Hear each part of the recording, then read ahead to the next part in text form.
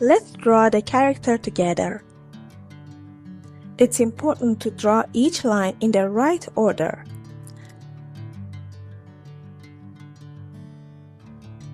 We have 3 separated radicals here. First one, second one, and third one. This radical resembles a human standing, so let's imagine it as people. This one looks like an umbrella, and these little lines under it resemble raindrops. So our imaginative phrase for this character is, I will share umbrella with you. And how should we say this character?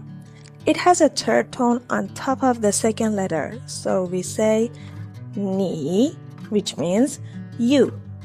Thanks for watching.